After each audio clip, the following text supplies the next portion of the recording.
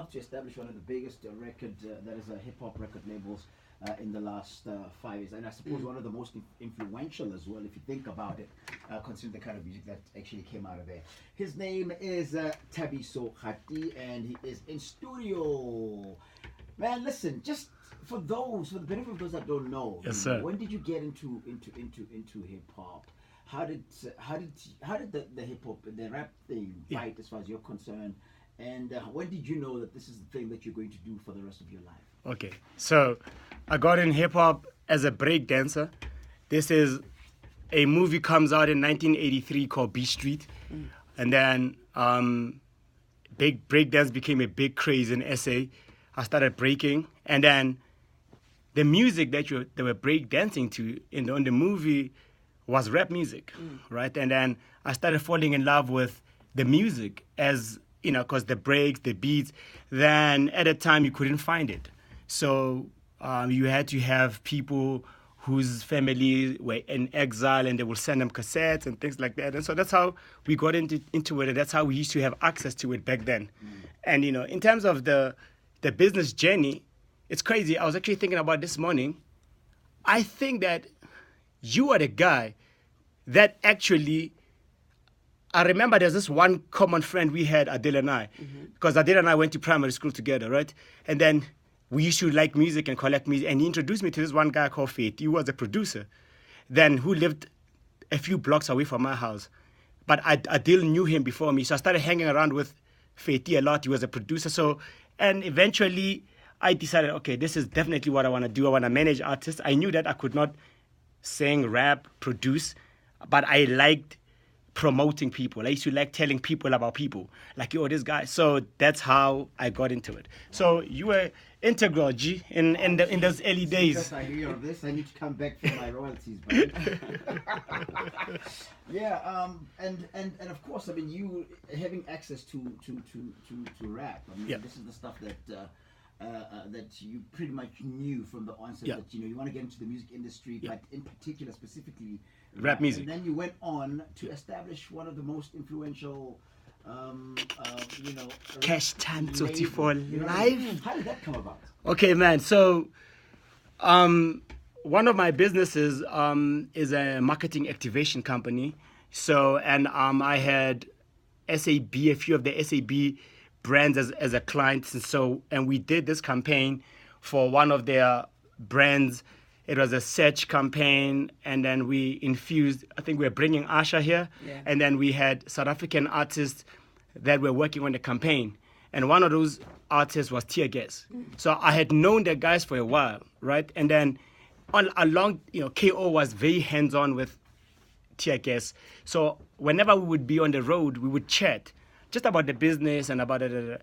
And so I think when Tear Gas dropped their last album and he wanted to reinvent himself, he called me. He was like, yo, remember those chats we used to have about the music and what's the future? I mean, I think if we partnered and we did something, we could actually change the game. And already in my head, I had been wanting KO to go solo because I had plans for him without telling him, because I was like, I could see it clearly that if this guy went solo, he could do 1, 2, 3, 4. So when he made that call, I was ready.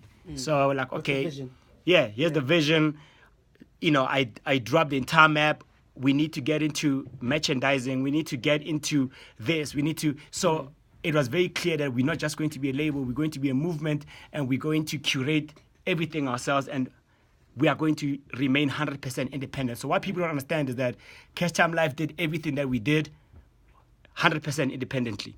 Yeah, so that was that. If one can judge artists by social media and social media alone, as you see an artist grow, so too does the ego.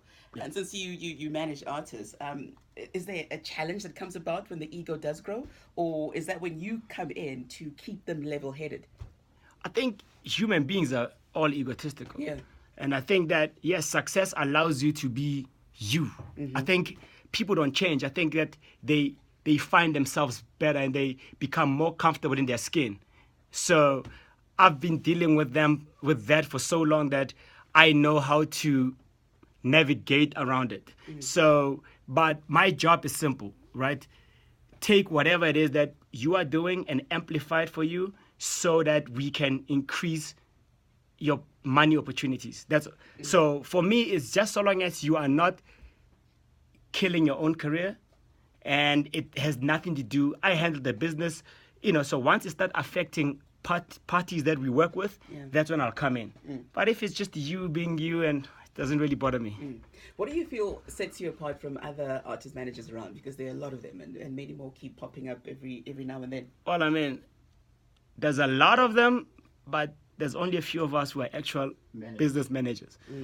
So what that means is, just because there's an artist that has a hit and there's a guy next to them and they say, this is my manager, that doesn't necessarily mean that they're worth, the ink their name is written on. So for me, it's about knowing the business. So I know the business like the back of my hand. I started interning in 1995. I know every aspect of the music business. I make it my job to learn about new models, where it's going. So information is what keeps me ahead of most, because then I'm able to advise my talent better in terms of, okay, this is where the business is going. These are the new opportunities. Like right now, everyone knows that records are not selling. Yeah. Streaming is taking over. You see with streaming services like Tidal, Apple Music, and this and that. But I firmly believe that there's more money in music today than there's ever been. Because even when records were selling, artists were getting 8% of the sales. So that wasn't much, right? So now it's not about building your brand and showing that your brand is, and that's how you come in. We help you build your brand. We put structure around you. We make sure that you can take advantage of every opportunity that's afforded to you, and we create opportunities for you. So that's what I think sets me apart from a lot of the other guys that are just working more as booking agents. Booking guys. A promoter calls, they take a gig down. Okay, you're performing on this Saturday, and that's what they do. And my job done. I'm not knocking them. That's where we all start, right? But at the same time, if you're going to take someone's life in your own hands, because it's when you're managing an artist, you are also feeding so many more mouths, their family, their children. So you gotta take personal responsibility in ensuring that you do right by them, and by doing right is create opportunities, ensure that you give them the right advice. Don't be a hanger on, don't be. So I'm not a yes man, and I never will be, so that helps a lot. So basically do more, and you're all about doing more. And I mean, a lot of it is exactly like the artists have become lately. It's not just about them recording stuff and then waiting to get booked. It's also about them recording their material and creating their own opportunities. The Casper Nyovas with Fill Up the Dome and all of that. You're not waiting for people to call you. Similarly, I think a good manager is one that actually begins with a project as well, in studio, has a strategy from the onset. This is where we're going, this is the direction, these are the brands we've identified. It doesn't always just have to be about music. It also has something to do with where can we get you an opportunity. Maybe there's a TV show that you can come up with that speaks to what you already do. So then you end up being a judge in a hip-hop show and so forth and so on. True. Now, you've come all this way, and here you are. You've got a new venture now that Cash Time has been, has served its purpose. Yes. Let's put it that way. Yes. Has served its purpose, and here you are now today, and you've started something new. What is that briefly, and what exactly is, do you have any new clients? Okay, So we just started a new company called Managed by Thabiso. And that's pretty much because a lot of people will be like, I want Thabiso to manage me. So it's like, managed by Thabiso, it's easy. But what we're doing is we're getting out of hip hop a bit.